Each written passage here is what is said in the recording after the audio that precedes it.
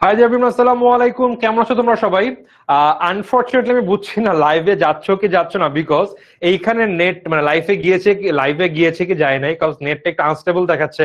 So একবার দেখায় connecting, একবার দেখাচ্ছে আবার মানে স্ট্রিমিং নাও। সো দুই তিনবার যাওয়া আসা করেছে, আই এম নট শিওর যে দেখা যাচ্ছে কিনা, বাট আই হোপ দেখা যাচ্ছে। কজ আমাকে বলছে আসসালামু আলাইকুম ভাইয়া। ওয়ালাইকুম আসসালাম, কেমন আছো তোমরা সবাই? আমি খুবই ভালো আছি।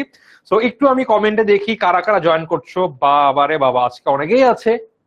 ওকে। সো কি অবস্থা নতুন কলেজ শিক্ষার্থী? কলেজের রেজাল্ট কবে দিবে তোমাকে একটু বলো তো।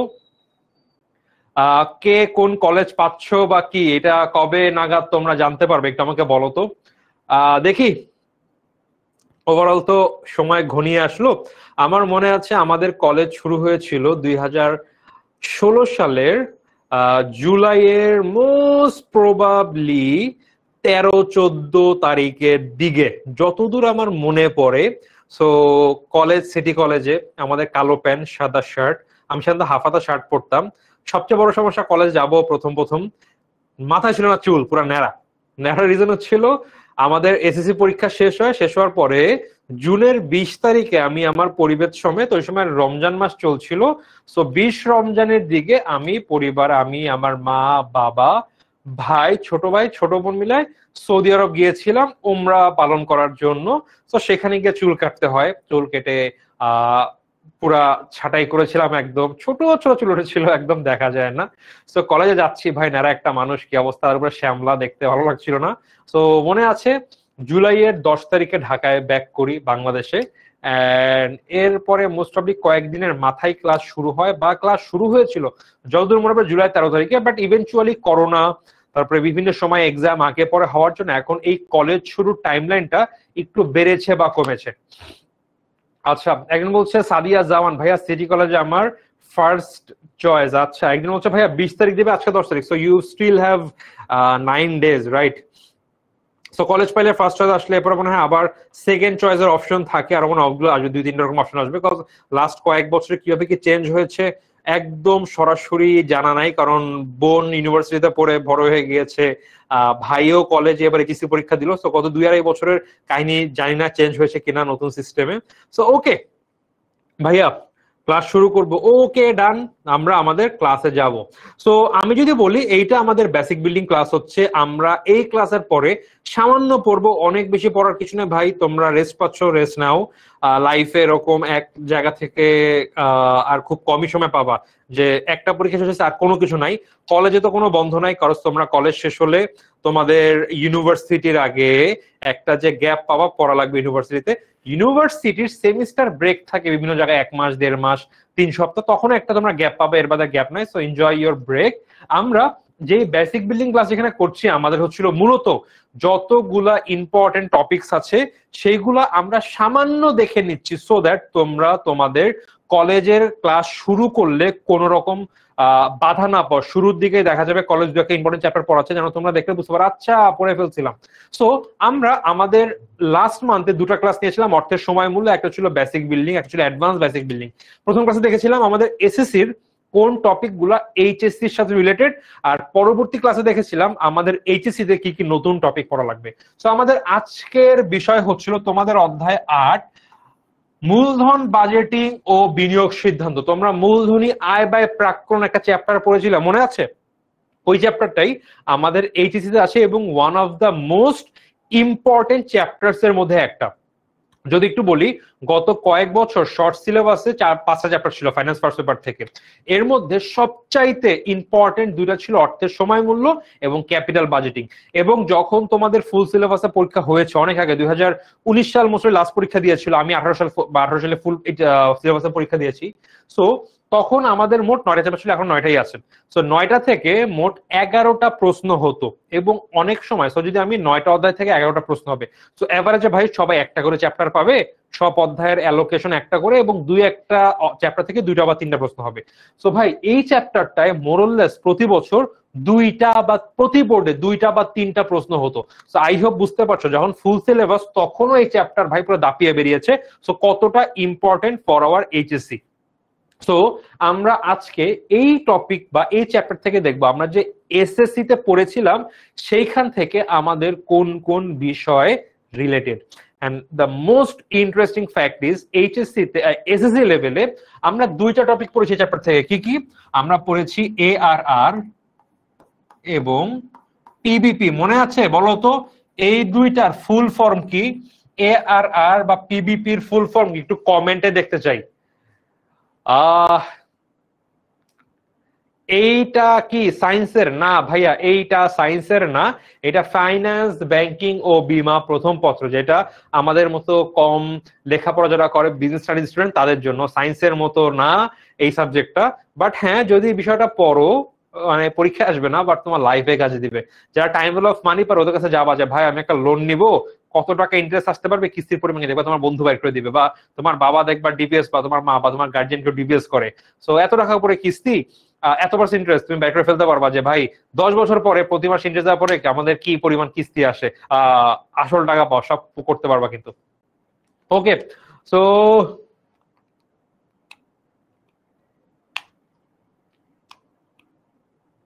না, ARR not actual rate of return, it's কি অ্যাকাউন্টিং বা average rate of return. Mainly ARR average rate of return বলা হয়, কিছু জায়গায় অ্যাকাউন্টিং রেট অফ রিটার্ন বলা হয়, আর পিপিপি হচ্ছিল pay back period. Exactly. So এই দুইটা আমরা এসএসসি তে পড়ে আসছি, এন্ড সবচেয়ে মজার ব্যাপার এইচএসসি তে হুবাহু সেম। ম্যাথগুলো একটু বড় হয়, আগে আমরা 3 বছর করে তখন 5 বছর আসবে হয়তো বা, বাট জিনিসগুলো ভেরি ইজি। আমরা এখন ঝালাই করে নিব যেন ভাই আমরা পরবর্তী যে অ্যাডভান্স ক্লাসে যাবো যেন সব ইজিলি করতে পারি। এখন আগে আসি, আমাদের এই অধ্যায়টা মোট কয়টা ভাগে ভাগ করা আছে আমরা দেখবো। সো ফার্স্ট অফ অল মূলধন বাজেটিং এর ধারণা, এইখান থেকে কোনো সিকিউ আসে না, শুধুমাত্র এমসিকিউ। বাকি যে 4টা টপিক আছে এখান থেকে বোথ সিকিউ প্লাস এমসিকিউ আসবে। এখন ভাইয়া আমাদের 4টা টপিক কি কি? গড় মুনাফার হার, এআরআর, আমরা তো এটা ভালো পড়েছি এসএসসি লেভেলে।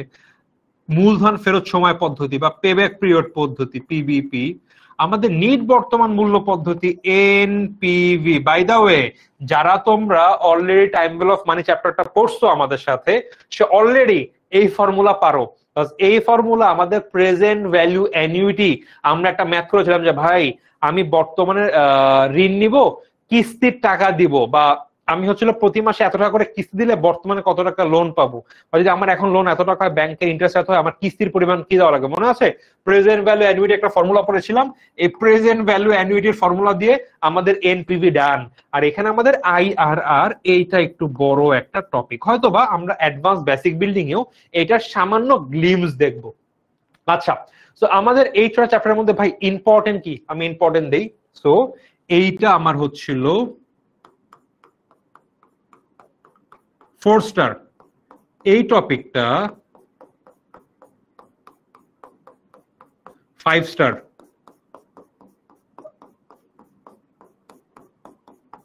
এই টপিকটা 5 স্টার, এই টপিকটা 3 স্টার।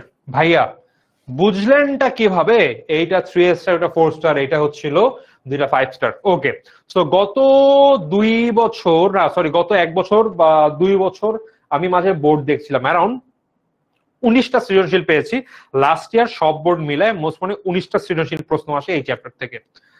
সো 19টা চ্যাপ্টারের মধ্যে আমাদের আইআরআর 3টা, বাট মানে 19টা সৃজনশীল হয়েছে সব বোর্ড মিলায়, কোনো বোর্ডে 2টা, কোনো বোর্ডে 3টা, কোনো বোর্ডে 1টা মিলিয়ে।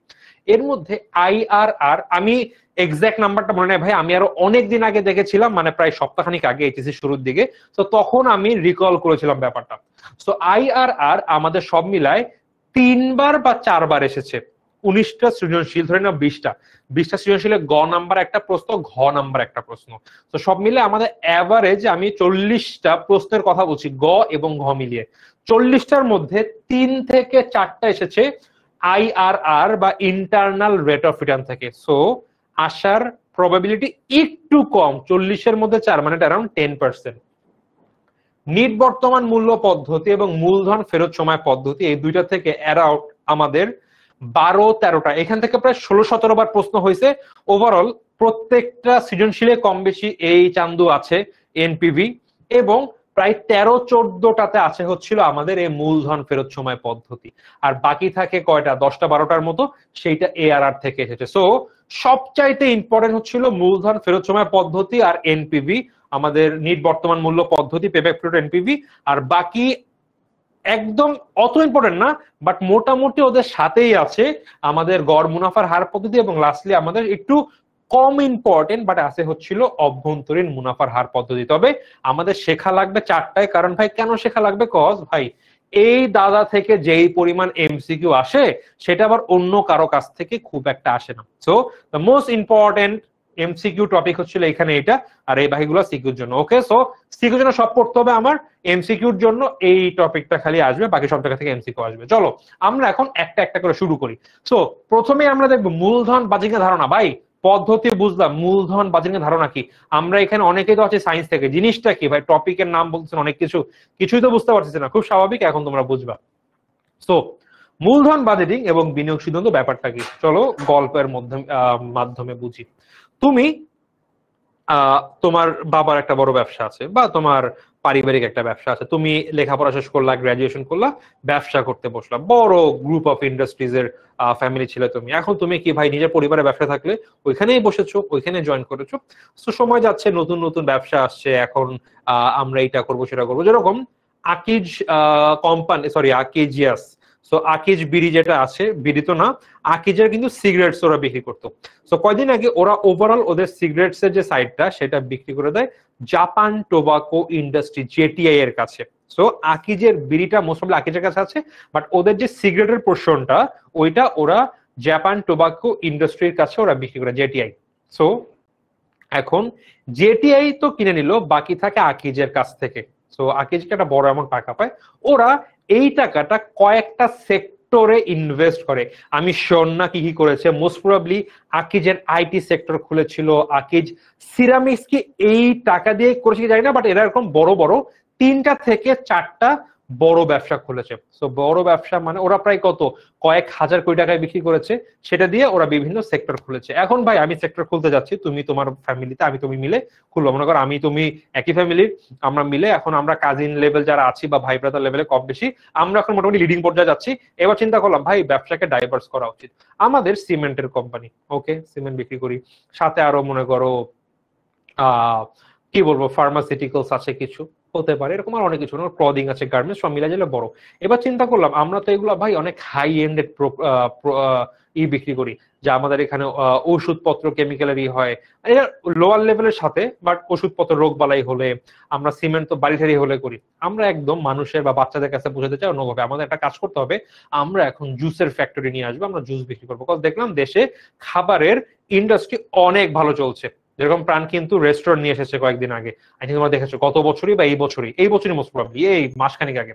এখন আমরা এরকম জুসের ফ্যাক্টরি আনবো, সাথে আমাদের মনে হলো কাপড় তো আছেই, সাথে আমাদের লেদার ইন্ডাস্ট্রিতেও একটু এক্সপ্লোর করা উচিত, আমাদের জুতা মুতা বানাবো, আমরা বাজারে জুতা বিক্রি করব। সো এইটা গেল। আচ্ছা আরো একটা অপশন আছে ভাই, বর্তমানে আইটি অনেক আগাচ্ছে, এআইএল যুগে আইটি একদম লাফায় বাড়াচ্ছে, বর্তমানে একটা বুম হচ্ছে এটা। সো আমাদের তো এআই নিয়ে আইটি নিয়েও কিছুটা কাজ করা উচিত, বিকজ এইটা একটা বড় সেক্টর। সো আমাদের অনেকগুলা প্রপোজাল আছে যেটা নিয়ে আমাদের কাজ করা উচিত, আমরা কাজিন লেভেলরা বসে ডিসিশন নিচ্ছি। সো এক্সপ্লোর করছি কোনটা করা বেটার হবে, কিন্তু সবার কথা একটাই ভাই, ওয়ান এট এ টাইম, সবগুলা নিয়ে আগাবো একটাও হবে না, না যেইটা এখন মূল্যে সবচেয়ে বেশি প্রফিটেবল, আমাদের কাছে অত ক্যাশ নাই যে ভাই 3-4টা ব্যবসা করবো, আমরা একটাই করতে চাই, বাট ভালো মতন মার্কেটে বড় একটা পোর্শন নিতে চাই। ওকে সেটাও ডান। সব মিলে আমরা চিন্তা করলাম আমাদের কাছে বেশ ভালোই টাকা হয়েছে বাকি ব্যবসা থেকে, আমাদের ডেভেলপার, সিমেন্ট, রড এগুলা থেকে আমরা মোট 1200 কোটি টাকা আমাদের হাতে আছে, অনেক পরিমাণ টাকা। তো আমরা খুব ভালো মতনই নামতে চাই, যেন আমরা পুরো মার্কেট ভালো মতন দখল করি। ওকে ভাই ঠিক আছে, আমরা যেটাই করব, আমাদের বড় ক্যাপিটাল ইনভেস্টমেন্ট লাগবে। কারণ কি, বাড়ি নিব, আমরা জায়গা কিনে বাড়ি করছি, তো লং টার্মে করতে চাচ্ছি, আমরা এমন ভাবে প্ল্যান করতেছি যে ভাই আমাদের ওভারঅল এই জায়গাগুলা লঙ্গার নিয়ে যাবে, এমন না যে ভাড়া নিলাম, যদি বড় হয় ব্যবসা আমি আরো নিজে কিনবো না। এখন থেকে আমি জানি আমাদের রিসোর্স আছে, টাকা আছে, সবকিছু আছে, মার্কেটের আমাদের কিভাবে যাবো আমরা জানি, আমরা খুব প্রপারলি শুরু করবো জিনিসপত্র নিয়ে। সো ভাই আমরা কিসের করবো, আমরা চিন্তা করলাম ভাই আইটি আমরা করতে পারবো, আইটি কদিন পরে করি, কজ এখন যেই লেভেলে এআই আসছে কদিন পরে খুব শর্টলি 6 মাসের মধ্যে কই যায় একটু unpredictable. Let's do one thing, জুসের মার্কেটটা ধরি, বাজারে অনেক নতুন নতুন জুস আনতেছে প্রাণ ঠান অনেকে, আমাদের মনে হয় মার্কেটটা অনেক রিটার্ন আছে, আমরা জুস মার্কেট এক্সপ্লোর করি। গেল, ঠিক আছে জুস করবো। তো ভাই জুস করতে কি লাগবে ভাই? একটা হেড অফিস লাগবে আমাদের, জুস সাথে সাথে আমরা আস্তে আস্তে অনেক কিছু আনবো, প্রাণের অল টাইমের মতো অনেক কিছু করবো। আমরা পাউরুটি আনবো, জুস আনবো, চকলেট আনবো, বাট ইনিশিয়াল জুস থেকে শুরু করবো। আমাদের বড় একটা প্ল্যান্ট লাগবে যেটা আগামীতে আমরা বড় করতে পারবো। বড় ইনিশিয়ালি প্ল্যান কিনবো অনেক বড়, বাট আমরা একটা সাইডে আমরা ফ্যাক্টরি দিয়ে আমরা জুস তৈরি করবো, ঠিক আছে। জমি কিনবো, জমি কিনে আমাদের এই একটা ফ্যাক্টরি হবে যে ফ্যাক্টরিতে আমরা জুস করব। তো আমরা জানি আমাদের এই জায়গাতে আমরা আগামীতে অনেক কিছু করবো, হয়তো এক সাইডে আইটিও দ্বারা করাতে পারি, বাট ইনিশিয়ালি মানে আমাদের ওভারঅল জায়গার 1/3 নিয়ে আমরা ফ্যাক্টরি করব। এখন এই যে কাজগুলো আমরা করছি ভাই সবই ঠিক আছে, অনেক ভালো ডিসিশন, মার্কেটে অনেক কিছু হইতেছে, বাট সবকিছু হইলেই তো হবে না। আমরা যে 1200 কোটি টাকা দিচ্ছি, আমরা আমাদের হয়তো এখান থেকে আমাদের টাকা আছে, কিছু লোনের পরিমাণ আছে, ফেরত দেওয়া লাগবে। আমরা কত পরিমাণ লাভ হইলে আমরা করবো? দেখা গেল আমাদের যেই টাকা দিয়ে আমরা জুসের ফ্যাক্টরি কিনলাম, ধরে নিচ্ছি আমাদের প্রফিট হবে 8%। তবে আমরা যদি এই জুসের ফ্যাক্টরি না করে এই টাকাটা আমরা আমাদের রড সিমেন্টে দেই, আরো দেখা যাবে যে ইনভেস্ট করি, দেখা যাবে ওইখান থেকে আমি এই টাকার 15% রিটার্ন করবো। সো আমার কত টাকার রিটার্ন হইলে আমার ইনভেস্ট করা উচিত, কবের মধ্যে টাকা ফেরত চলে আসবে, তারপর আমি যে ইনভেস্টমেন্টটা করতেছিও, আমি ধরতেছি আগামী 10 বছর মিলে আমি কয় টাকা পাবো। পরের বছর মনে করো 200 কোটি, তারপরের বছর 100 কোটি, তারপরের বছর 150, এরকম করে আমি 10 বছর প্রজেক্ট করলাম। তো এই যে টাকা পাবো, আমরা টাইম ভ্যালু ওখানে দেখেছি, আজকের 100 টাকা 10 বছর পর 100 টাকা সেম না। 10 বছর 100 টাকা হয়তোবা অনেক কম ভ্যালুয়েবল, আজকে 100 টাকা অনেক বেশি, হয়তোবা 10 বছর পরের 220 টাকা সমান এখন 100 টাকা ইকুয়াল হতে পারে। সো এই টাকাটা বর্তমানে আনলে আমরা কি লাভবান হব কি, মানে প্রফিটেবল হবে কি হব না, বা আমার অ্যাটলিস্ট কি পরিমাণ টাকায় আমার প্রফিট করতে হবে, এই সকল ডিসিশন নেওয়া লাগে। এন্ড এই যে ডিসিশন নেওয়া, আমি যে লং টার্ম ইনভেস্টমেন্ট গুলা করবো কিনা, এটাই হচ্ছিল মূলধন বাজেটিং বা capital budgeting. So capital budgeting কি দেখো, মূলধন বাজেটিং হচ্ছে একটা কি প্রক্রিয়া, একটা মূল্যায়ন প্রক্রিয়া। ভাই এটা মূল্যায়ন করে, কি মূল্যায়ন করে বা কি এই প্রক্রিয়া কি হয়, যে প্রক্রিয়া একটি কোম্পানি তার দীর্ঘমেয়াদী বিনিয়োগযোগ্য, অর্থাৎ লং টার্মে বিনিয়োগ করা যাবে এই যে ফান্ডগুলো আছে, সেইটা বিভিন্ন লাভজনক দীর্ঘমেয়াদী সম্পদ ও প্রকল্পে বিনিয়োগ করে। অর্থাৎ এইটা একটা অ্যাসেসমেন্ট সিস্টেম, যেইখানে ভাইয়া কোর্সের ক্লাস কি নভেম্বর থেকে স্টার্ট হবে? এটা কিসের ক্লাস চলছে তাহলে? পেইড আর ফ্রি? এটা একটা ফ্রি ক্লাস চলছে, আমরা আমাদের বেসিক বিল্ড করছি, আমাদের পেইড ক্লাস অক্টোবর থেকে শুরু হয়ে যাবে ইনশাআল্লাহ। ওকে, সো এইটা একটা মূল্যায়ন প্রক্রিয়া, যেই প্রক্রিয়ার একটি কোম্পানি তার দীর্ঘমেয়াদী বিনিয়োগযোগ্য তহবিল, এই যে 1200 কোটি টাকা নিশ্চয়ই আমি 1 মাসের জন্য বিনিয়োগ করবো, লং টার্মের জন্য বিনিয়োগ করবো, এই লং টার্মে বিনিয়োগযোগ্য তহবিল বিভিন্ন লাভজনক দীর্ঘমেয়াদী সম্পদ ও প্রকল্পে বিনিয়োগ করে থাকে। বুঝতে কি পেরেছো কি হয় না হয়? আমার এই টাকাটা আমি লং টার্মে ইনভেস্টমেন্ট করতে পারবো, এইটা কি ভাই করা উচিত হবে কি হবে না? দিস ইজ মূলধন বাজেটিং। মূলধন বাজেটিং হলো ফার্মের দীর্ঘমেয়াদী বিনিয়োগ সিদ্ধান্ত সংক্রান্ত কার্যাবলী। কোম্পানির কি কি জায়গায় দেখো লাগে, দেখো দালান কোঠা, জমি, যন্ত্রপাতি প্রভৃতি স্থায়ী সম্পত্তি। ভাই এগুলো তো জিনিসপত্র, কি কি কাজে হয় এটা ভালো মতো মাথায় রাখো। 1 নাম্বার সম্পত্তি ক্রয়, 2 নাম্বার সম্পত্তি সংযোজন, 3 নাম্বার সম্পত্তি আধুনিকায়ন, এবং 4 নাম্বার সম্পত্তি প্রতিস্থাপন। এই 4টা কাজে আমরা ইন জেনারেল দীর্ঘমেয়াদী বিনিয়োগ সিদ্ধান্ত করি। কি কি? ক্রয়, সংযোজন, আধুনিকায়ন, প্রতিস্থাপন। আমি ফ্যাক্টরি চালাচ্ছি, নতুন একটা মেশিন কেনা লাগবে, সো নতুন একটা প্ল্যান কেনা লাগবে, জমি কেনা লাগবে, ক্রয়, লং টার্ম ইনভেস্টমেন্ট, ক্রয় হচ্ছে। 2 নাম্বার সংযোজন, আমি এতদিন খালি বোতলে, কাচের বোতলে আমি জুস বিক্রি করতাম, কোক, একসময় কিন্তু খালি কাঁচের বোতলে হতো, বাট দেখলো না প্লাস্টিকের বোতলটাও জরুরি, কাজ কাঁচের বোতল ভেঙে যায়। প্লাস্টিক হলে ভাই এটা তো কোনো মানে ভাঙার কোনো চান্স নাই, অনেক জিনিস সেফ হয়ে যাবে। আমি ইজিলি আগে কাঁচের বোতল প্যাক এই যে কি বলে ঝুড়িতে করে দেওয়া লাগতো, এখন দেখা যাবে আমি সুন্দর জাস্ট পলিথিনে র্যাপ করে পাঠিয়ে দিলে আমি অনেক বেশি করতে পারবো। তো বোতল লাগবে, আমি কাঁচের বোতলও থাকবে বাজারে, সাথে নতুন প্লাস্টিকের বোতল আনবো। সংযোজন, আধুনিকায়ন, আমি আগে হচ্ছে একটা মেশিন, আমি কাপড় বুনতাম, মেশিনে হয়তো লম্বা মেশিন, একটা পার্টিকুলার মেশিন হচ্ছিল সেলাই করে, পরেরটা ডিজাইন করে, পরেরটা এমব্রয়ডারি করে, পরেরটা সব ফাইনাল প্যাকিং করে ছেড়ে দেয়। তো একটা সেলাই করলে আমি হাত দিয়ে নিয়ে পরেরটা যেভাবে হাত দিয়ে দিয়ে করতে হয়। তবে আমি নতুন মেশিন সংযোজন করলাম যেখানে একটা সিঙ্গেল মেশিন দিয়ে সব কাজ হয়ে যাবে, মানুষের ইন্টারভেনশন লাগবে না, একবারে ঢুকবে এক সাইড, অন্য সাইডে কাপড় বের হয়ে যাবে।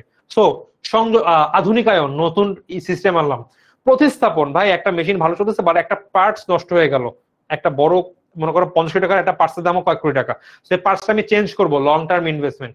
এই যে কাজগুলো হয় এই কাজগুলাকে বলা হয় লং টার্ম ইনভেস্টমেন্ট, যেটা ইভেন্চুয়ালি করবো কি করবো না সেটা ডিসিশন নিয়ে আমি মূলধন বাজেটিং নিয়ে।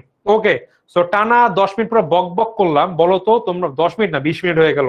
সো বলো তো তোমাদের ওভারঅল মূলধন বাজেটিং জিনিসটা কি, এইটা কি তোমরা কনসেপ্ট ক্লিয়ার হয়েছে? এটা ক্লিয়ার হলে তোমরা ওই পয়েন্ট গুলা বুঝবা যে পয়েন্ট গুলো আমরা কাজ করব। আচ্ছা এইটা দিয়ে এই ডিসিশন নিয়ে বড়ি ডিসিশন আমাদেরকে বলতে হবে কনসেপ্ট বুঝেছো কিনা। আচ্ছা আমরা এখানে অনেক কথা বলছি অন্য টপিক নিয়ে, প্লিজ আমরা ক্লাসের বাইরে অন্য টপিক দিয়ে খুব একটা কমেন্ট না করি। আমার কিন্তু খুব বাজে একটা রেপুটেশন আছে, যখন ক্লাসের মধ্যে দেখি অনেকে ডিস্টার্ব করে, আমার কতটুকু সমস্যা হয় সেটা হচ্ছে আমি যখন ক্লাসটা দেখি ভাই অনেকে কমেন্ট করে রিলেভেন্ট কোশ্চেন, ভাই এটা বুঝি নাই, কিন্তু বাকিরা যখন অন্য কমেন্ট করে তখন সেটা আমার উপরে চলে যায়, আমি কিন্তু পড়তে পারি না।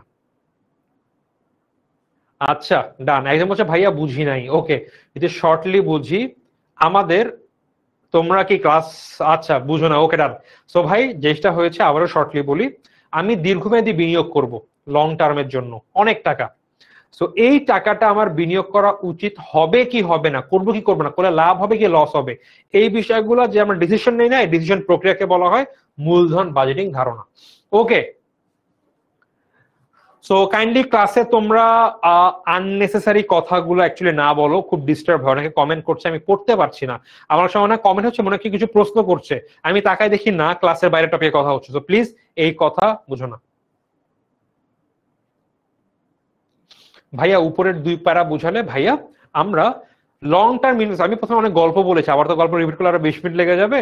আমি যেটা বলেছি সেটা হচ্ছে আমরা লং টার্ম ইনভেস্ট করব, জমি কিনবো, দালান কোঠা কিনবো, একটা মেশিন কিনবো, একটা ব্যবসা ইনভেস্ট করব। এই ইনভেস্টমেন্ট করাটা উচিত হবে কি হবে না, লাভজনক হবে কি হবে না, এই ডিসিশন নেওয়ার প্রক্রিয়াকে বলা হয় মূলধন বাজেটিং। এন্ড এইটা এখানে বলা হয়েছে, দেখো মূলধন বাজেটিং হচ্ছে একটা মূল্যায়ন প্রক্রিয়া। এই যে আমি ইনভেস্ট করব, আমি জুতার ফ্যাক্টরি দিব নাকি ছাতার ফ্যাক্টরি, এটা কি উচিত হবে কি হবে না, আমি এই যে ডিসিশন নিব, এটাকে বলা হয় একটা মূল্যায়ন প্রক্রিয়া। যেই প্রক্রিয়ায় একটি কোম্পানি তার দীর্ঘমেয়াদী বিনিয়োগযোগ্য তহবিল, তার যে বড় ফান্ড যেটা ইনভেস্ট করবে, বিভিন্ন লাভজনক দীর্ঘমেয়াদী সম্পদ ও প্রকল্পে বিনিয়োগ করে থাকে। এই প্রকল্পগুলো বিনিয়োগ করে যে ভাই লাভজনক হলে বিনিয়োগ করবে, আদারওয়াইজ করবে না। এইটাই ছিল আমাদের মূলধন বাজেটিং এর ধারণা। ওকে, এরপরে আমরা যদি একটু দেখি এইটা কি হয়, কোম্পানির মূলধন থাকে, একটা হচ্ছিল চলতি সম্পদ। চলতি সম্পদ বলতে কি ভাই আমার ক্যাশ টাকা আছে যেটা আমার দৈনন্দিন কাজে ব্যবহার করা হয়। আর একটা হচ্ছিল স্থায়ী সম্পত্তিতে বিনিয়োগ। স্থায়ী সম্পত্তি বলতে এই যে দীর্ঘমেয়াদী বিনিয়োগ। সো এই যে যদি মনে হয় কোম্পানি 1 মাস 2 মাস 3 মাস যেই শর্ট টার্মে যেইগুলো করে, আমি ব্যাংকে টাকা রাখবো নাকি আমি কাউকে লোন দিব, বা এই যে আমি যে এই শর্ট টার্মে যে ইনভেস্টমেন্ট গুলো করা হয় সেটাকে বলা হচ্ছে চলতি সম্পদ ব্যবস্থাপনা। আর লং টার্মে টাকা তো দুইটা, আইডিয়া শর্ট টার্মে করবে যে ভাই আমি শর্ট টার্মের জন্য এই কাজটা ব্যবহার করবো এই টাকাটা, অথবা লং টার্মের জন্য। লং টার্মের জন্য যে কাজটা করা হয় সেটাকে বলা হয় মূলধন বাজেটিং সিদ্ধান্ত। তো আমরা চলতি সম্পদ ব্যবস্থাপনা নিয়েও কিন্তু আমরা পড়বো, চ্যাপ্টার আছে আমাদের চলতি সম্পদ কিভাবে ব্যবস্থাপনা করতে হয়, মজুদ পণ্য ক্যাশ টাকা কিভাবে করা হয়, আমরা কিন্তু এগুলো দেখবো। ভবিষ্যতে আর্থিক আন্ত ও বহিঃপ্রবাহ দিক নির্দেশনা দেয় যাতে মূল উদ্দেশ্য সম্পদ সর্বাধিকরণ অর্জিত হয়। তো আমরা জানি আমাদের অর্থায়নের মূল উদ্দেশ্য কি, সম্পদ সর্বাধিকরণ। আমাদের প্রথম চ্যাপ্টার যেটা আছে সেইখানে আমরা এটা পড়বো, অনেকে আমরা তোমার জানি না, সেটা হচ্ছিল অর্থায়নের মূল উদ্দেশ্য কি। মূল উদ্দেশ্য কোম্পানির সম্পদের পরিমাণ বৃদ্ধি করা, সম্পদ সর্বাধিকরণ। এবং আমাদের এই চলতি সম্পদ ব্যবস্থাপনা বা চলতি সম্পদে বিনিয়োগ, দীর্ঘমেয়াদী সম্পত্তিতে বিনিয়োগ, এই বিষয়গুলা আমাদের যেই ওভারঅল আউটকাম দেয় যে ভাই তুমি আপাতত এই টাকা ক্যাশে রাখো, এই টাকা বিনিয়োগ করো, এই দুই এসবের ডিসিশন নেওয়ার ফলে দিন শেষে আমার কি উদ্দেশ্য হয়, উদ্দেশ্য অর্জিত হয়, সেটা হচ্ছিল আমার সম্পদ সর্বাধিকরণ যে উদ্দেশ্য, অর্থায়নের মূল উদ্দেশ্য, সেইটা আমরা অর্জন করতে পারি। আচ্ছা, এইবার আমরা কিছু অন্য বিষয় একটা দেখে নিব যেটা আমার আগামীতে হেল্প করবে। সো প্রকল্প, আমরা এই যে বললাম প্রথমে আইটি সেক্টরে ইনভেস্ট করতে পারি, তারপরে আমি ইনভেস্ট করতে পারি হচ্ছিল জুতার বিষয়ে লেদার ইন্ডাস্ট্রিতে, তারপরে আমি ইনভেস্ট করব জুসের ইন্ডাস্ট্রি, যে আমাদের কাজিনরা মিলে যে ব্যবসাটা করবো বললাম। সো সেইখানে আমাদের এক একটা কাজ এক একটা প্রকল্প, জুসের ফ্যাক্টরি একটা প্রকল্প, আইটি বিজনেস আর একটা প্রকল্প, তারপরে হচ্ছে কি গেল ওই যে লেদার ইন্ডাস্ট্রিটা আর একটা প্রকল্প, এক একটা প্রকল্প। এখন এই প্রকল্প ডিফারেন্ট টাইপের হতে পারে। সো ওইটার আগে আমি অন্য এক্সাম্পল দিয়ে প্রকল্পটা বুঝাই, তোমাদের জন্য ইজিয়ার হবে। তোমার মনে করো বাসায় তোমার এক বড় ভাই আছে, ভাইয়ার বিয়ে হয়েছে, ভাবি আছে তোমার, তোমার ভাই এবং ভাবি দেশের বাইরে চলে যাচ্ছে, বাইরে যাবে, তোমার ভাই ভাবি দুইজনে হায়ার স্টাডি নিবে, নিয়ে সেখানে সেটেল হয়ে যাবে। সো এটা হচ্ছিল আমাদের ওভারঅল তারা চলে যাচ্ছে আর কি এখানে। এখন তারা বাইরে গেল, একদম নতুন একটা দেশ, সেখানে তেমন কেউ নাই, ইনিশিয়ালি গিয়ে তারা কোথাও উঠবে, একটা বাসা ভাড়া করে উঠলো। সো বাসা ভাড়া করে উঠে এখন বাসায় কিছু থাকুক না থাকুক, তারা মনে করো ওভারঅল সব স্টোভ সবকিছু পেলো, কিন্তু এক্সট্রা কিছু জিনিস, ফ্রিজ, একটা খাট, একটা ওভেন, একটা টিভি, একটা হচ্ছিল ফ্রিজ তো বললাম, একটা মনে করো ওয়াশিং মেশিন, এই 4-5টা জিনিস আছে তারা কিনবে। তো কি বললাম, খাট, TV, fridge, oven, washing machine, ধরেন না 5টা জিনিস খুব প্রয়োজনীয়। বাকি বিষয়গুলো মনে করো আপাতত উইন্টার চলতেছে, ঠান্ডা, এসি কদিন পরে কিনলেও হবে, সো এসি না লাগলে হচ্ছে আপাতত বাকিগুলো প্রয়োজন। এখন আমাকে বলো তো, আমাদের আমি আনফরচুনেটলি কোন একটা ইউজারকে ব্যান করে দিচ্ছি কিছু, সরি ক্লাসের মধ্যে ব্যান করার জন্য,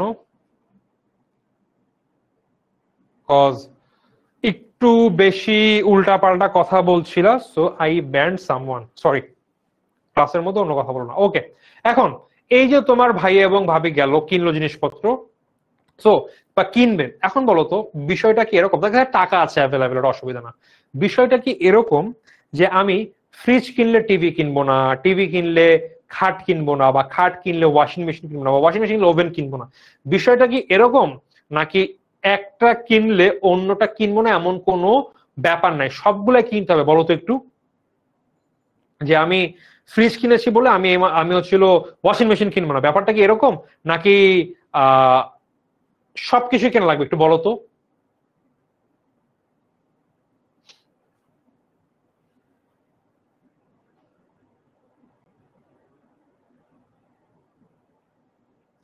কি তোমাদের প্রো দেখে আননেসেসারি কমেন্ট, একজনকে ব্যান করলে বাকি সব বন্ধ হয়ে গিয়েছে, সাবাস, সেটা ভালো। বাকি দেখে একটু আমি উত্তর দাও, যেটা বললাম যে তোমাদেরকে যখন এই যে কিনতে হবে, তার কি সবকিছু কিনবে, নাকি একটা কিনলে আর একটা কিনবে না, বা দুইটা কিনলে বাকি তিনটা কিনবে না, ব্যাপারটা এরকম? বলো তো একটু। সব কিনতে হবে, রাইট? ইয়াস। আচ্ছা, সব কেনা লাগবে, এক্স্যাক্টলি। এখন আমাদের যেহেতু সব কেনা লাগবে, এই যদি এমন হইতো, এটা ব্যবসায়ের ক্ষেত্রে ভাই, আমার 3টা ব্যবসা, আইটি, জুতার কোম্পানি এবং হচ্ছিল জুসের কোম্পানি, 3টা প্রকল্প এরকম ভাই, আমার সবগুলাই করা লাগবে, বা আমি জুসের কোম্পানি দিয়েছি বলে আমি জুতার কোম্পানি দিব না, জুতার কোম্পানি দিয়েছি বলে আমি আইটির ব্যবসা দিব না, যে এরকম হয়তো ভাই, মানে এরকম না যে ভাই এটা করলে ওইটাও করতে হবে, এমন না যে এটা করলে এটা করবো, যদি এই বিষয় না হয়, সেটাকে বলা হয় পরস্পর স্বাধীন প্রকল্প। ধরে নাও তোমার ভাই এবং ভাবির ফ্রিজ কেনা, এসি কেনা, টিভি কেনা, সবগুলো একটা কিনলে অন্যটা কিনবে, এটা হচ্ছিল পরস্পর স্বাধীন প্রকল্প। যদি একটা প্রকল্প হইতো, এগুলাকে বলা হয় পরস্পর স্বাধীন প্রকল্প। এইবার কিনতে গেল টিভি, টিভির মার্কেটে গিয়ে দেখলো 4-5টা অনেক ভালো brand, Samsung, LG, MI, Xiaomi, তারপরে সনি, তারপরে মনে করো আর কি কি আছে, মনে করো 4টা কোম্পানি, শাওমি, স্যামসাং, তারপরে হচ্ছিল এলজি, এবং আরেকটা কোম্পানি, ধরো না যখন একটা ধরলো। তো এখন তোমার ভাইয়া কি 4টা কোম্পানির টিভি কিনবে, নাকি যে কোনো একটা কিনবে? মানে স্যামসাং কিনলে শাওমি কিনবে না, শাওমি কিনলে এলজির টিভি কিনবে না, এলজির টিভি কিনলে হয়তোবা স্যামসাং কিনবে না। বিষয়টা কি এরকম নাকি সবগুলা কিনবে বলো তো?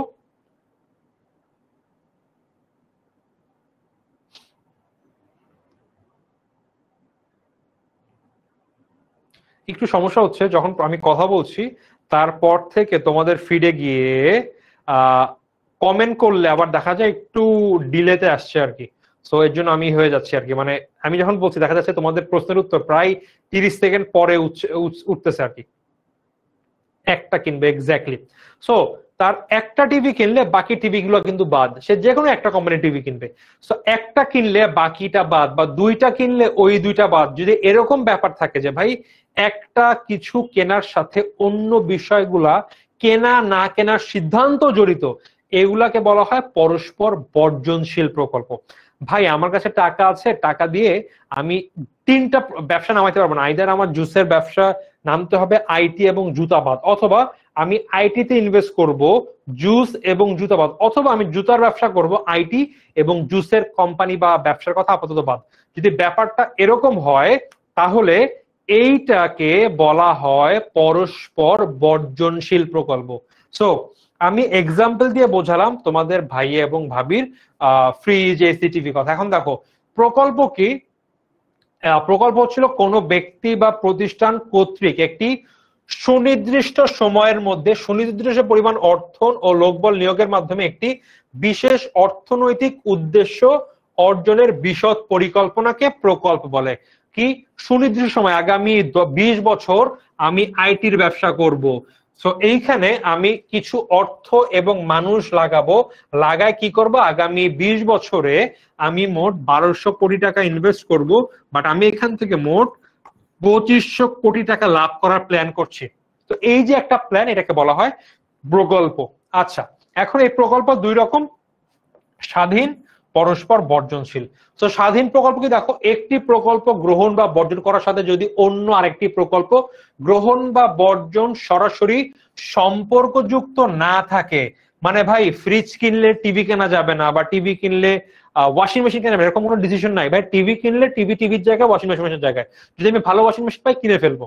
এইটাকে বলা হয় স্বাধীন প্রকল্প। আর বর্জনশীল বা পরস্পর বর্জনশীল কি, কোনো একটি প্রকল্প গ্রহণ বা বর্জনের সাথে যদি অপর একটি প্রকল্প গ্রহণ বা বর্জন সরাসরি সংযুক্ত থাকে, অর্থাৎ একটি প্রকল্প গ্রহণ করলে যদি অপর প্রকল্পটি বাতিল বলে গণ্য হয়, তখন তাকে পরস্পর বর্জনশীল প্রকল্প বলা হয়ে থাকে। বুঝতে পেরেছো নাকি বলো? অত ইনডেপথ বোঝা লাগবে না, জাস্ট কনসেপ্টটা বোঝো আর কি।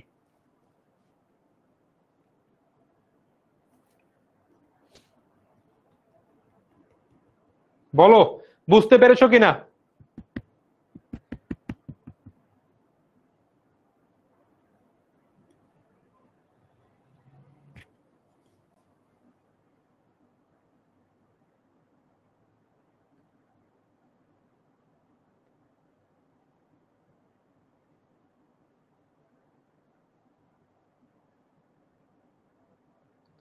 ক্লিয়ার? ওকে, ডান।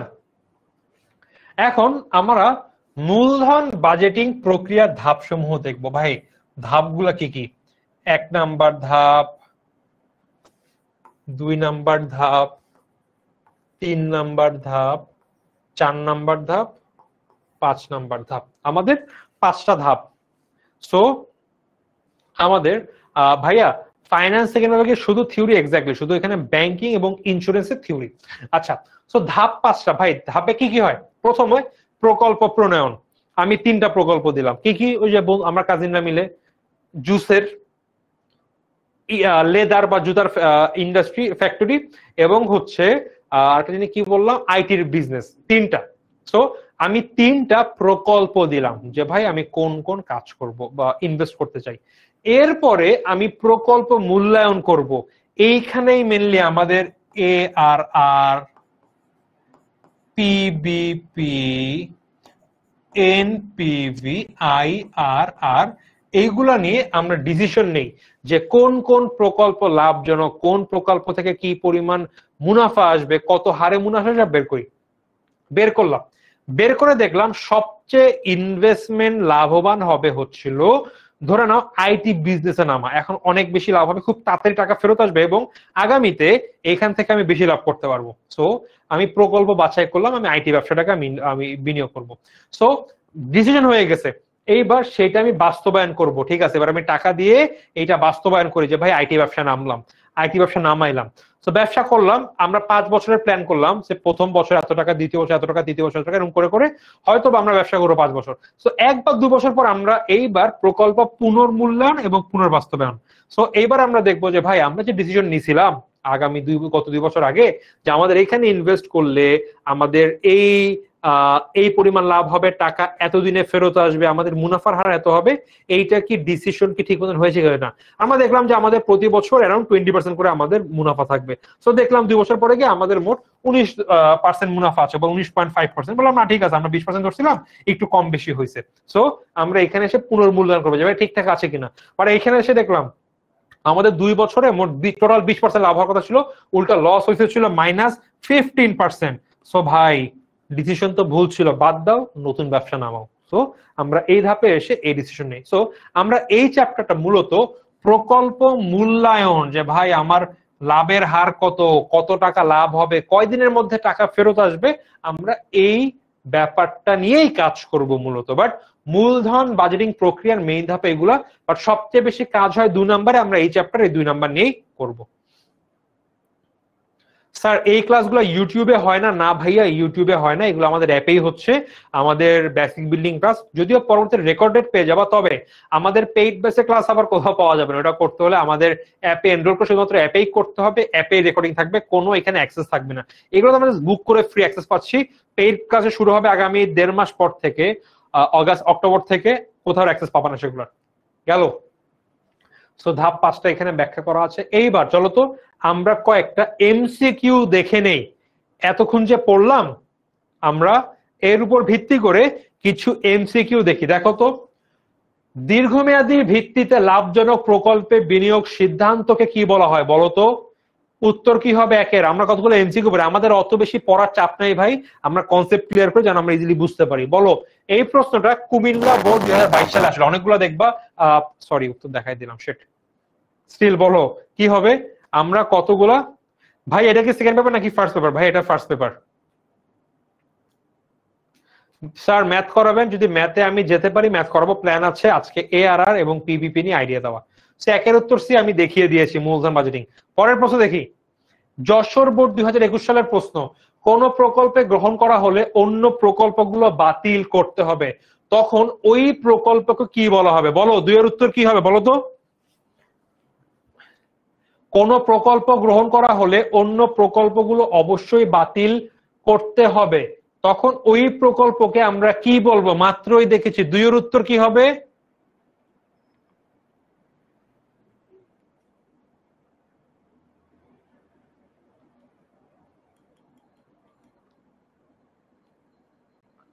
দুইয়ের রাইট উত্তর বি, এক্স্যাক্টলি। সো আমাদের রাইট উত্তর হচ্ছে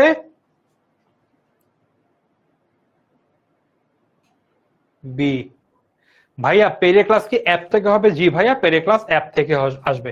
পরস্পর বর্জনশীল প্রকল্প, কারণ ভাই একটা বিনিয়োগ করলে ওটা করব, বাদ দিব। সো আমি সব ব্যবসা একসাথে করবো না। আমি সনির টিভি কিনলে আমি স্যামসাং এর টিভি কিনবো না, আমি স্যামসাং এর টিভি কিনলে আমি এলজি টিভি কিনবো না। পরবর্তী প্রশ্ন, স্থায়ী সম্পত্তিতে মূলধন বিনিয়োগের প্রক্রিয়াকে কি বলা হয়? যশোর 2021 সালের প্রশ্ন, বলো তো কি হবে দেখি, কনসেপ্ট ক্লিয়ার কিনা। আমি বোর্ডের প্রশ্ন করাচ্ছি যেন তোমরা বোঝো যে ভাই এগুলা কি বোর্ডে আছে কিনা। দেখো বোর্ডের প্রশ্ন, দেখো তো কি হবে। পোল দেন ভাইয়া। ভাইয়া এখন ক্লাসে দেখো, যখন আমাদের পোল দেওয়ার হবে পোল দিব, ক্লাসে পোল দিব। এখন আজকে পোল নাই, যখন পেইড ক্লাসে ব্যাচে ক্লাস হবে আমরা তখন 2-1টা কোর্স কিন্তু আমরা পোলের মধ্যে রাখবো, কোনো অসুবিধা নেই। বলো কি হবে এটা? 3-এর সি, মূলধন বাজেটিং, এক্স্যাক্টলি। দীর্ঘমেয়াদী বিনিয়োগ সিদ্ধান্ত মানে মূলধন বাজেটিং। পরের প্রশ্ন, মূলধন বাজেটিং এর প্রথম ধাপ কোনটা? আমি 5টা ধাপ নিয়ে মাত্রই বলেছি। প্রশ্নটা Dinajpur board 21, Comilla board 21, Rajshahi board 17, Sylhet board 16, multiple বোর্ডে আসছে মাত্র 4টা দেখা হয়েছে, বা হিসাব করে দেখা যাবে এই প্রশ্ন আরো কয়েকশো বার আসছে। 4-এর উত্তর কি হবে বলো তো?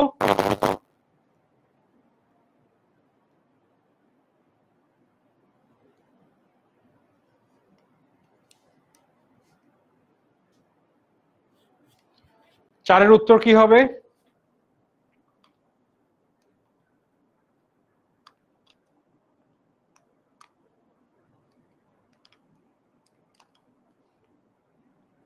চারের রাইট অ্যান্সার প্রকল্প। এই নির্বাচন, পিছিয়ে আসি। প্রথমে আমি প্রকল্পগুলো প্রণয়ন করলাম যে ভাই 3টা প্রকল্প আছে, সেইখান থেকে মূল্যায়ন করলাম যে ভাই দেখা যাক এই প্রকল্পের লাভ এত, ওই প্রকল্পের লাভ এত, ওই প্রকল্পের লাভ এত। এরপরে সেটা নির্বাচন করবো। আগে তো আমার দিতে হবে যে ভাই তোমার হাতে কয়টা প্রকল্প, 3টা প্রকল্প প্রণয়ন করো। সো প্রকল্প প্রণয়ন, D will be the right answer. প্রকল্প প্রণয়ন করলাম। পরের প্রশ্ন, বাট্টাকৃত পদ্ধতিতে কোনটি আচ্ছা গুরুত্বপূর্ণ মূলধন বাজেটিং সর্বশেষ ধাপ কোনটা? আচ্ছা এটা দেখো, এই প্রশ্নে একটু ভুল আছে, এখানে অপশন থাকার কথা অন্যটা ভুল আসছে। এটা দেখো, মূলধন বাজেটিং এর সর্বশেষ ধাপ কোনটা বলো? মাত্রই দেখলাম। 6এর উত্তর কত হবে?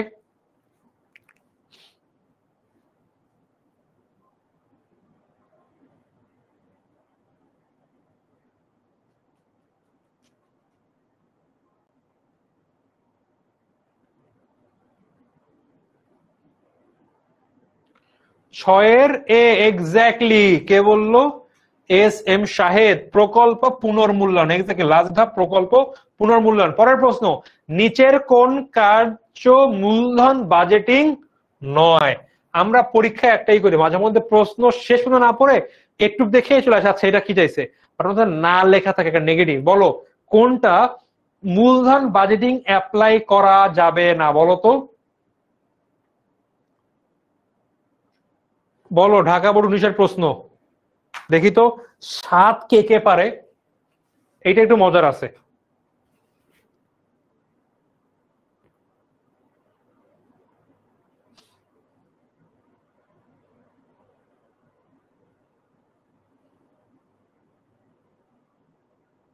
সাতের উত্তর কি হবে?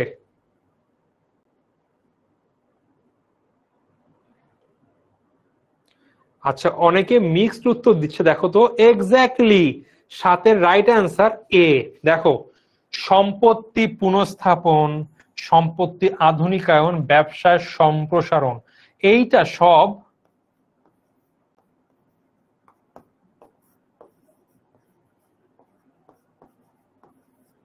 দীর্ঘমেয়াদী। দীর্ঘমেয়াদী মানে মূলধন বাজেটিং।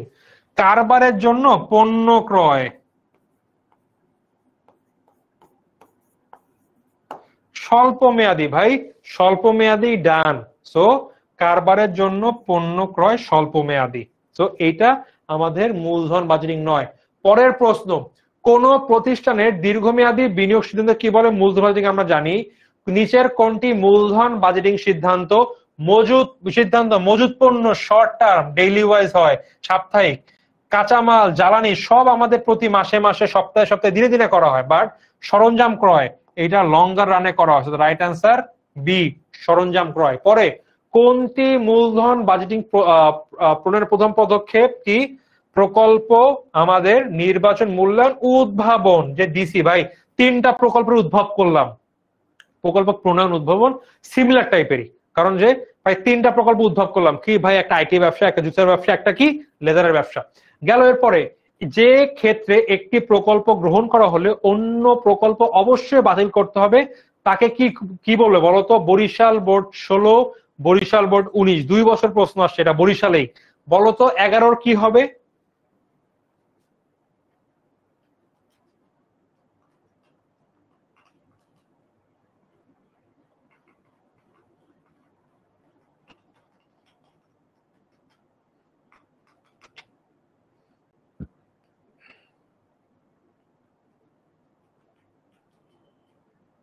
এগারোর পরস্পর বর্জনশীল, এক্স্যাক্টলি। পরের প্রশ্ন, আরিফ ও তারিফ 2 বন্ধু মিলে একটি মৎস্য খামার প্রকল্প করার চিন্তা ভাবনা করছে। মূলধন বাজেটিং এর সাহায্যে নিচের কোন সিদ্ধান্ত নিবে? খামারের জন্য জমি ক্রয়, মাছের পোনা ক্রয়, খামারের মাছের খাদ্য ক্রয়, নাকি খামার রক্ষণাবেক্ষণ ব্যয়? বলতো কোনটা হবে? 12-এর উত্তর কি হবে বলো?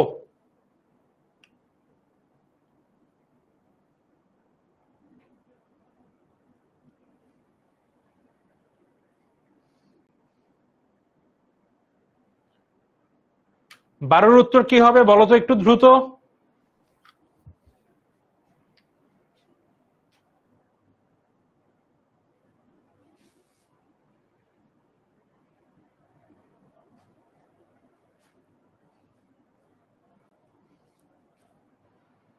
বারোর এক্স্যাক্টলি, দেখো জমি ক্রয় ভাই অনেক টাকা লাগবে, আর এগুলা লং টার্ম, আর এগুলা কি ভাই তো ডেইলি ভিত্তিতে করা হবে, মাসে প্রতি মাসে মাসে কাজ করবে। পরের প্রশ্ন, কোন ক্ষেত্রে ব্যবসা প্রতিষ্ঠানের ঝুঁকি তাৎপর্য ভূমিকা রয়েছে? আচ্ছা, সিদ্ধান্ত গ্রহণের ক্ষেত্রে, এটা তো রিলেটেড প্রশ্ন না। নিচের কোন বিষয়ে সিদ্ধান্ত গ্রহণের জন্য মূলধন বাজেটিং কৌশল প্রয়োগ করা হয় বলো? দীর্ঘমেয়াদী ঋণ, সরি, স্থায়ী সম্পত্তি ক্রয়ের ক্ষেত্রে, এটা আমরা পারবো, দ্রুত একটু আগাই। আচ্ছা, আমরা আমাদের পদ্ধতিতে চলে আসি। আমরা আমাদের এইচএসসি তে আমরা এই দুইটা পড়েছি, এসএসসি তে এখানে মোট আমাদের, আচ্ছা আগে আগে দেখি কি কি আছে। দেখো, আমাদের মূলধন বাজেটিং এর মোট 5টা পদ্ধতি আছে। 1 নাম্বার গড় মুনাফার হার পদ্ধতি, এভারেজ রেট অফ রিটার্ন, আমরা এসএসসি তে পড়েছি। পেব্যাক সময় পদ্ধতি কি, আমরা এসএসসি তে পড়েছি। নতুন 2টা পদ্ধতি আছে, নিট বর্তমান মূল্য পদ্ধতি, এইটা আমরা এইচএসসি তে পড়বো। অভ্যন্তরীণ মুনাফার হার পদ্ধতি আমরা এইচএসসি তে পড়বো। সো এই দুইটা আমাদের ছিল এসএসসি তে। এরপরে এই 4টা হবে আমাদের এইচএসসি তে, এবং এইটা আমরা অ্যাডমিশনেও পাবো। এই পদ্ধতি আমি হালকা দেখে দিব, ভেরি ইজি। তোমরা যখন এইটা পারবা, এইটা যদি করতে তোমাদের 10 মিনিট সময় লাগে, এইটা তোমাদের লাগবে হচ্ছিল 10 সেকেন্ড, ইজি, এটা কিছু না। আমাদের এইচএসসি তে এই 4টা থেকে প্রশ্ন হয়ে থাকে। আচ্ছা, তো আমরা এখন চলো একটা একটা করে সেগুলাই দেখব। আজকে আমরা দেখব গড় মুনাফা হার এবং পেব্যাক সময়, যদি আমরা সময় পাই হালকা হালকা করে দুটো দেখে নিব। এখন দেখো, প্রথম দুইটাকে বলা হচ্ছে সনাতন পদ্ধতি, পরের গুলো বাট্টাকৃত নগদ প্রবাহ পদ্ধতি। প্রথম দুইটা পদ্ধতি, গড় মুনাফার হার পদ্ধতি, মূলধন বাজেটিং এর সবচাইতে পুরাতন পদ্ধতি, এবং সবচাইতে সহজ পদ্ধতি হচ্ছিল এআরআর। এবং এই দুইটাই সনাতন বা পুরাতন পদ্ধতি। কেন সনাতন পদ্ধতি? কারণ এইখানে অর্থের সময় মূল্যকে বিবেচনা করা হয় না। কেন করা হয় না, বা কেন করে না মানে করে না আর কি। এখানে অর্থের সময় মূল্যকে, যে ভাই আমি আগামী বছরের 100 টাকার, আজকে 100 টাকা কিন্তু সেম না, আজকের 100 টাকা 10% ইন্টারেস্ট ধরলাম, বাজার সুদের পরিমাণ 10%, মানে আজকের 100 টাকা 1 বছর পরের 110 টাকার সমান। কিন্তু সনাতন পদ্ধতি, এআরআর বা পিবিপি, এরা আগামী বছরের যে 110 টাকা না, ওইটাকে আজকেও 110 টাকা ধরবে, অর্থাৎ আগামী 1 বছর পরের 110 টাকা আজকের 110 টাকার সমান হবে। ওরা এইটা মনে করে, এটা ভুল, এআরআর পিবিপি। তবে বাকি যে 3টা পদ্ধতি আছে, আইআরআর, এনপিভি বা পিআই, এ সবগুলো মনে করে না না ভাই, আগামী 1 বছর পরের 110 টাকা আজকে 100 টাকার সমান, আগামী 2 বছর পরে 121 টাকা হয়তো আজকের 100 টাকার সমান। তো আমরা তো ওই আগামী 2 বছর পরে 121 টাকা আজকে 121 টাকা হিসাব করে করবো না, আমরা ওইটাকে বাট্টার হাট দিয়ে বর্তমান মূল্যে আনবো, এরপরে কম্পেয়ার করা উচিত, তাই না? তো এর জন্য এইগুলাকে বলা হয় বাট্টাকৃত নগদ প্রবাহ পদ্ধতি। বাট্টাকৃত কি বলতো? বাট্টাকরণ কাকে বলে? প্রেজেন্ট ভ্যালু বের করাকে, মনে আছে? সো এরা কি করে, ভবিষ্যতে যে লাভ হবে সেটাকে বর্তমান মূল্যায়নে এরপরে কম্পেয়ার করে, এর জন্য এরা ভালো পদ্ধতি। আর এরা বলে না ভাই, আগামী 2 বছর পরের 150 টাকা আজকে 150 টাকা সেম, এর জন্য এরা পুরাতন। তবে প্রশ্ন আমাদের সব জায়গা থেকে হয়, ঠিক আছে? স্ক্রিনশটের জন্য সাইড দেন।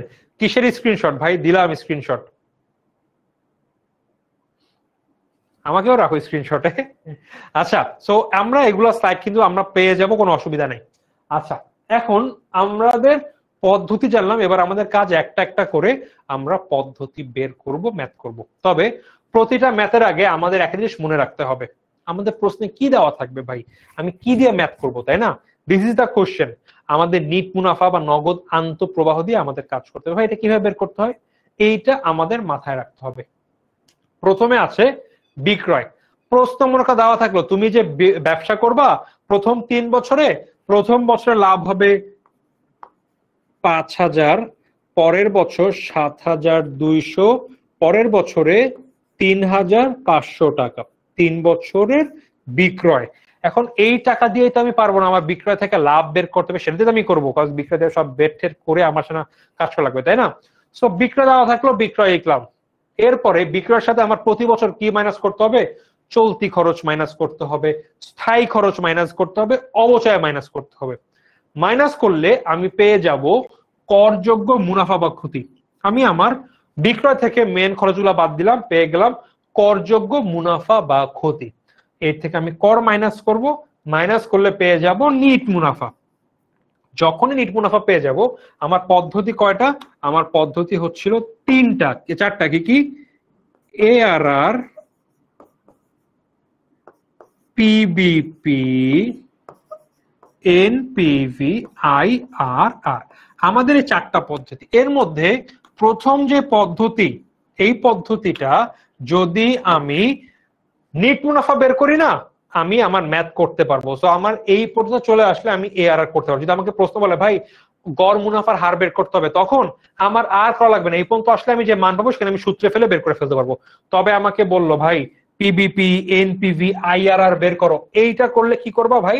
এইটা যখন করতে হবে তখন আমার এর সাথে প্রশ্নের অবচয় যোগ করতে হবে। যদি ভগ্নাবশেষ মূল্য থাকে সেটাও আমি শেষ বছরে যোগ করব।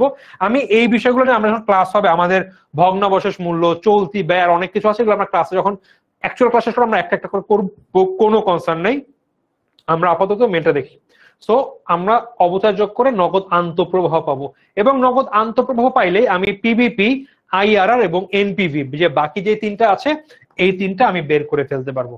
সো এই হচ্ছে আমাদের ওভারঅলটা। আমি আবারও দিলাম যে অবচয় ও কর পূর্ব মুনাফা বা কর পূর্ববর্তী নগদ প্রবাহ, এখান থেকে আমি অবচয়, পরিবর্তনশীল ব্যয়, আমি ওইটাই আবার একটু বড় আকারে দিলাম। সো আমার মনে করো দিলাম আমার অবচয়, কর পূর্ব মুনাফা, বা এটাকে নর্মাল বিক্রয়ও বলতে পারে, যে ভাই এটা শুধুমাত্র বিক্রয় দেওয়া আছে, মান বসালাম। এখান থেকে কি কি মাইনাস করব? মাইনাস করব হচ্ছিল আমি কি কি মাইনাস করতে হবে? অবচয় মাইনাস করব, আমি মাইনাস করব পরিবর্তনশীল ব্যয়, আমি মাইনাস করব স্থায়ী খরচ। মাইনাস করলে কি পেলাম? মাইনাস করব কর পূর্ব মুনাফা। কর পূর্ব মুনাফার সাথে আমি কি করব? কর মাইনাস করব। কর মাইনাস করলে কি হবে? আমি কর পরবর্তী মুনাফা পাবো। এর সাথে আমি অবচয় যোগ করব, প্রতি বছর অবচয় যোগ করবো। আমি এখানে যেটা মাইনাস করেছি না, এইটাই আবার যোগ করবো প্রত্যেক বছর। যদি ভগ্নাবশেষ মূল্য অথবা চলতি বা কার্যকরী মূলধন প্রশ্ন দেওয়া থাকে, এইটা শুধুমাত্র এই দুইটা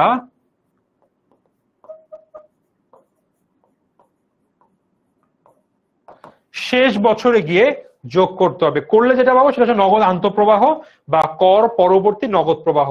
আমি এইটা দিয়ে আমি বের করতে পারবো এআরআর, আর এটা দিয়ে বের করতে পারবো আইআরআর, এনপিভি, পিপিপি। সো এই আমাদের ব্যাপারটা মাথায় থাকলে আর কোনো ম্যাথ আমরা আটকাবো না, আমাদের ফর্মুলায় ফেলতে হবে, করতে হবে। সো প্রথমে আসি গড় উপার্জন হার পদ্ধতি। সো আমি এখন এই দুটো টপিক খুব শর্টলি বুঝিয়ে যাব। ভাই আমার এসএসসি টেস্ট এক্সামের পর পর্যন্ত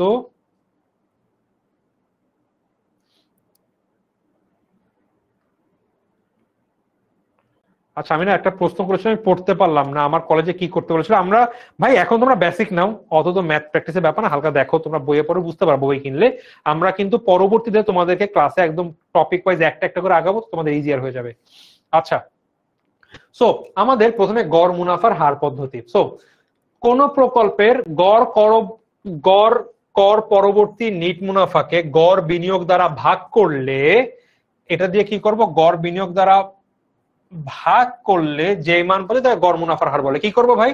এই যে কর পরবর্তী মুনাফা, এই যে 5 বছর, মনে করো এখানে 1 2 3 4 5, 1 আর 2 3 আর 3 6 আর 10 15 হয়, 15 ডিভাইড বাই 5 3 গড়।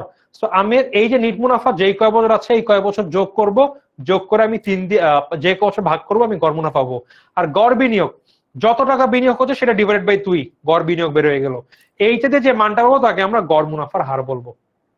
সো গড় মুনাফার হার মানে নিট মুনাফাকে বিবেচনা করে ওইভাবে ম্যাথ করে। এখানে সেম জিনিসটা বলা আছে একবার, যখন যা বললাম। আমাদের সূত্র কি? গড় নিট মুনাফা ডিভাইডেড বাই গড় বিনিয়োগ, বা কর পরবর্তী গড় নিট মুনাফা একই কথা। গড় নিট মুনাফা ডিভাইড বাই গড় বিনিয়োগ। এখন এই গড় মুনাফাটা কিভাবে আসে ভাই? গড় মুনাফা কি? নিট মুনাফার যোগফল, 5 বছরের নিট মুনাফা থাকলে 5 বছরের নিট মুনাফা মানে 5 বছরের নিট মুনাফা ডিভাইড বাই যেই বছর সেটা ডিভাইড বাই গড় বিনিয়োগ। গড় বিনিয়োগ মানে ভাই ব্যবসায় যেইটা বিনিয়োগ করছে ওইটাকে 2 দিয়ে ভাগ, শেষ, কোনো কিছু নাই। আমরা এখন একটা ম্যাথ দেখবো, ম্যাথটা আমরা এখানে না করে, আচ্ছা এই যে দেখো দেখো বলেছে প্রশ্নে 5 বছর মেয়াদী একটি প্রকল্পের প্রাথমিক বিনিয়োগ 1 লক্ষ টাকা, 5 বছরে কর পরবর্তী নিট মুনাফা, দেখো আমাদের এখানে এই মানটাই দিয়ে দিয়েছে প্রশ্নে, নিট মুনাফাই দিয়ে দিয়েছে প্রশ্নে। বিক্রয় থাকতে পারে, করযোগ্য মুনাফা থাকতে পারে, নিট মুনাফাও থাকতে পারে, আমাদের যেখানে থাকবে আমরা সেখানে করবো। যদি আমাদের প্রশ্ন এখানে দেওয়া থাকে জাস্ট কর ম্যানেজ করে পেয়ে ফেলবো। যদি এই প্রশ্ন দেখবা নিট মুনাফা দেওয়া আছে মানে কিছু করাই লাগবে না। তো দেখো প্রশ্নে দেওয়া আছে একটি 5 বছর মেয়াদী প্রকল্পের প্রাথমিক বিনিয়োগ 1 লক্ষ টাকা, 5 বছর কর 5 বছরের কর পরবর্তী নিট মুনাফা যথাক্রমে 5,000, 5,500, 6,000, 6,500 এবং 700 টাকা, এবং ভগ্নাবশেষ মূল্য 2,000 টাকা। 20,000 টাকা হলে গড় মুনাফার হার কত? সো আমরা এখানে একটা কাজ করি, ইনিশিয়ালি আচ্ছা গড় মুনাফা আমি ভগ্নাংশকে ধরি, আসা যাও। সো যদি আমাদের কোনো কারণে ভগ্নাবশেষ মূল্য থাকে প্রশ্নে, তখন প্রাথমিক বিনিয়োগ যোগ ভগ্নাবশেষ মূল্য হবে, আদারওয়াইজ হবে না, ঠিক আছে? সো আমার এই ম্যাথটা দিল, আমি কি করব? প্রথমে আমার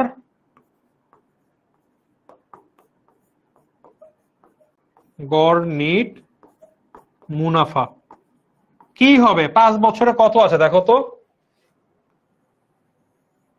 5,000, 5,000, 5,500, সো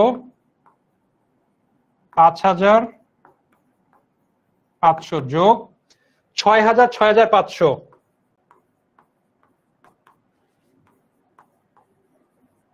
যোগ 7,000 ডিভাইডেড বাই 5। সো দেখো তো মানটা কত আসে এইটার, এখানে আছে গড় বিনিয়োগ,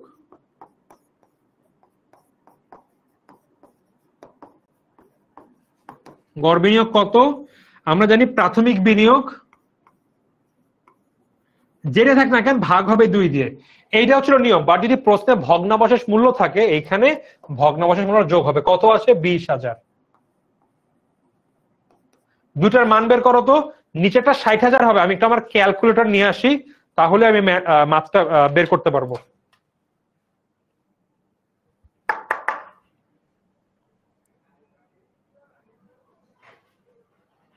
ক্যালকুলেটর লাগবে,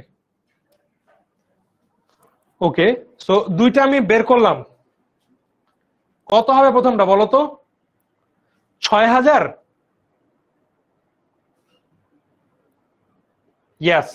প্রথমটা আমার 5,000 আর 5,500 মিলে হচ্ছে, ইয়াস প্রথমটা আমার গড় হবে 6,000, নিচেরটা হবে হচ্ছিল আমার 60,000, এইটাই হওয়ার কথা। দেখো তো কি হচ্ছে তোমাদের। সো আমাদের ARR বা গড় মুনাফার হার ইকুয়াল টু উপরে গড় মুনাফা, যে কি গড় নিট মুনাফা ডিভাইড বাই গড় বিনিয়োগ। গড় নিট মুনাফা কত, 6,000 ডিভাইডেড বাই 60,000 ইন্টু 100, কারণ এটাকে আমরা পার্সেন্টেজে বের করি, এবং এইটা আমাদের একটা মান যেইটা বলে যে ভাই তোমার মুনাফার হার কত, এটা আমার আসবে হচ্ছিল 10%। সো এই ব্যবসা থেকে আমি 10% মুনাফা করতে পারতেছি। সো এইটাই হচ্ছিল আমাদের গড় নিট মুনাফার পদ্ধতি। দেখো এইটা কি টাফ এই পদ্ধতিটা বলো তো, এই ম্যাথে এইগুলো আর কিছু না, জাস্ট হ্যাঁ এখানে আমরা সরাসরি মান পাইছি, আমাদের একটু মান বের করতে হবে বিগ করে, শেষ, অ্যাজ সিম্পল অ্যাজ ইট। এখন আমাকে বললো একটা ব্যবসার গড় মুনাফার হার 12% আর একটা হলো 15%, আমি কোনটায় বিনিয়োগ করব? অবশ্যই যেটার গড় মুনাফার হার বেশি সেইটাতে আমি বিনিয়োগ করবো। বলো এই প্রশ্ন কি টাফ নাকি ইজি বলো তো একটু ভাই। Answer 10%, exactly.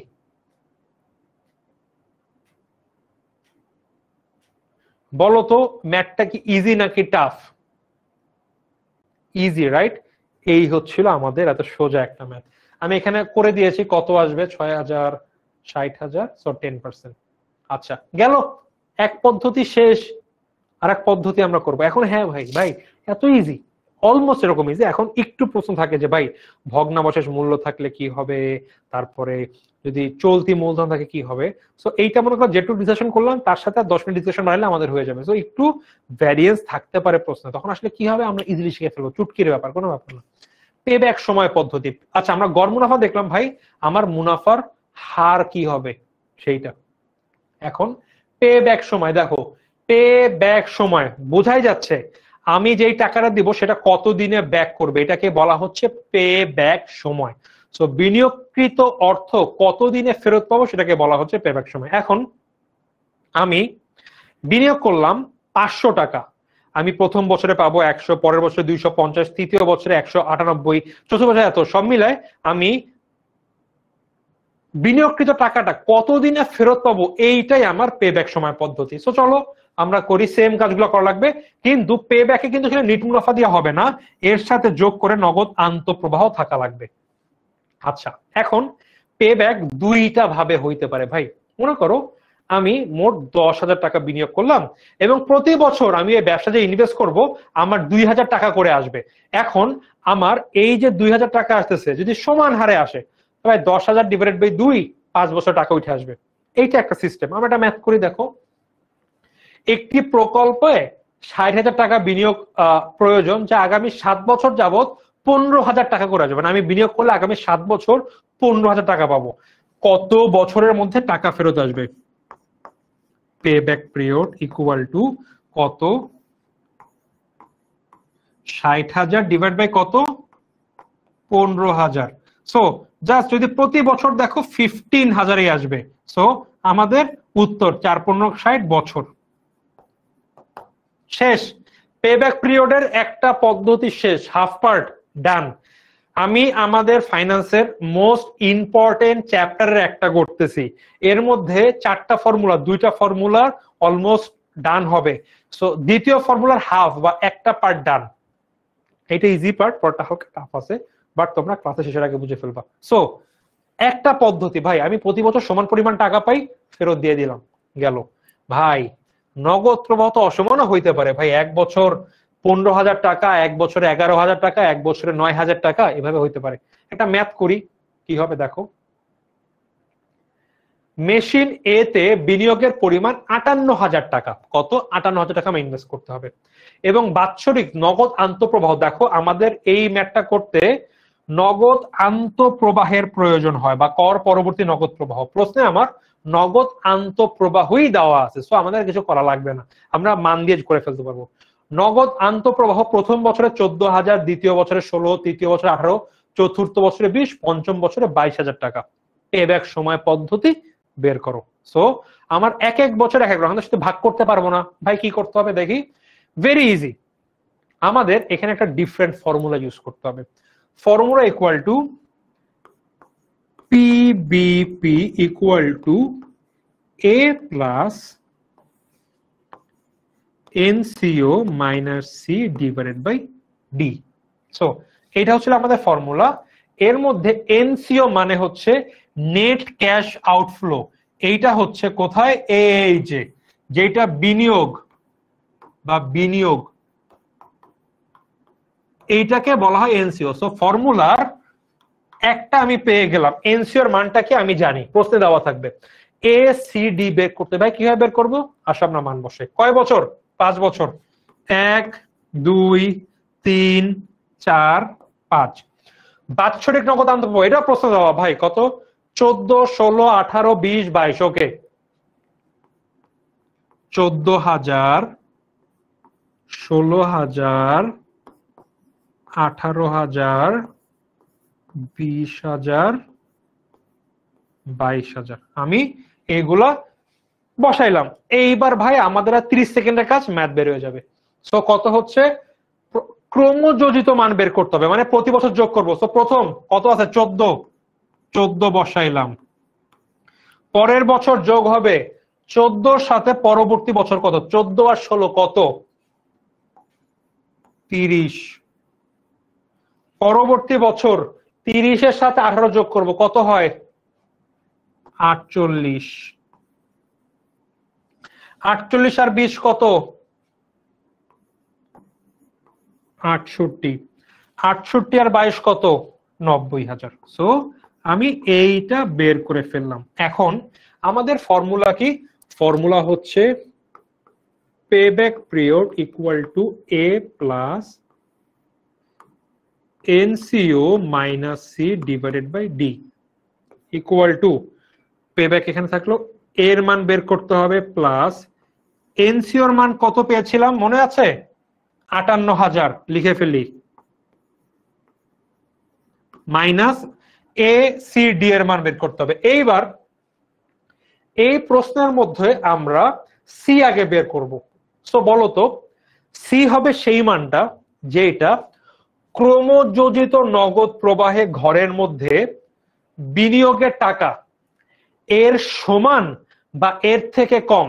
যেই মানটা বিনিয়োগের কত, বিনিয়োগ কত? 58,000।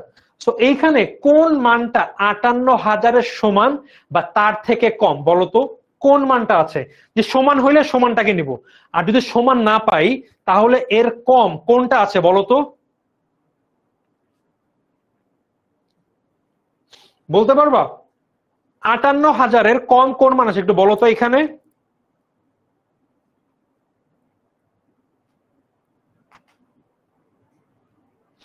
দ্রুত বলতো। এই ঘরটায় আমাদের বিনিয়োগ হচ্ছিল 58, সো বিনিয়োগের সমপরিমাণ টাকা আছে কিনা, না থাকলে তার কম মান কোনটা বলতো? এই ঘরটার মধ্যে, এই যে এই ঘরের মধ্যে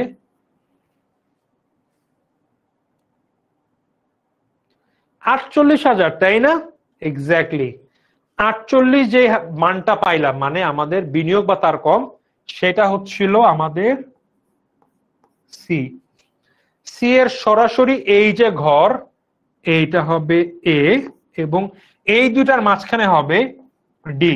মাথায় রাখার জন্য এ বি সি ডি গেল, A B C D. C আমরা বাইর করলাম, তাহলে হবে এ ডি। মান বসাই, এর মান কত? এর মান 3, সি এর মান কত? 48, ডি এর মান কত? 20। সো আমরা যদি এখন এই মানটা বসায় দেই কি আসবে দেখি তো?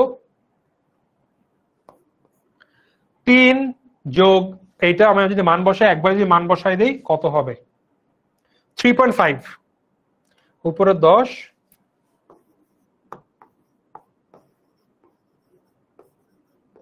সো 3.5 বছরে আমাদের টাকা ফেরত চলে আসবে। শেষ আমাদের পিভিপি এনপিভি। অনেকে বছর শূন্য দিয়ে করা শিখেছো, ওইটার থেকে এইটা মাচ মোর ইজিয়ার। ঠিক আছে, সো শূন্য দিয়ে করলে দেখা যায় 58 উপরে চলে যায় এবং এখানে এটুক আসে না। সো আমরা না করে এইটা যারা সবচেয়ে বেশি চলে আমরা এই সিস্টেমই করবো। আমরা দুই সিস্টেমই করতে পারি, একই নাম মান আসবে। ভাইয়া এই মানগুলো বাংলায় লিখলে প্রবলেম আছে না? কোনো প্রবলেম নাই। রাদার আমাদের বাংলাতে একটু টাফ হয়, কারণ কি দেখো আমি দেখলাম 58,000 বা মনে করো 78,000। সো 78,000 আমি ইংলিশে লিখতে গেলে 9 হয়ে যাইতে পারে বা বাংলা ইংলিশ মিলে যেতে পারে। সো ইংলিশ লিখলে আমাদের ক্যালকুলেটর টাইপ করে যাবে, তুমি বাংলায় লেখো ইংলিশ লেখো সেম কথা, কোনো প্যারা নাই।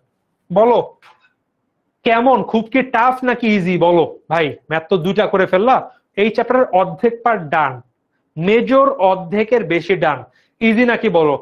টাইম ভ্যালু অফ মানি পারলে পিভি এনপিভিও শেষ, ওইটাখানে কিছু করার কিছু নাই। আমরা প্রেজেন্ট ভ্যালু এনটি ফর্মুলা দিয়ে আমাদের ম্যাথ শেষ হয়ে যায়। বলো কোনো টাফ আছে নাকি ভাই, বলো তো?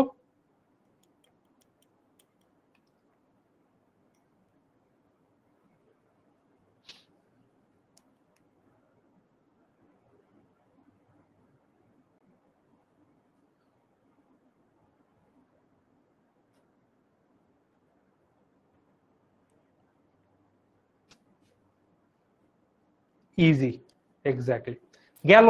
সো এই ছিল আমাদের পে ব্যাক সময়। এই যে দেখো 3.5 ইয়ার্স আমাদের পে ব্যাক সময় এবং গড় মুনাফার হার পদ্ধতি।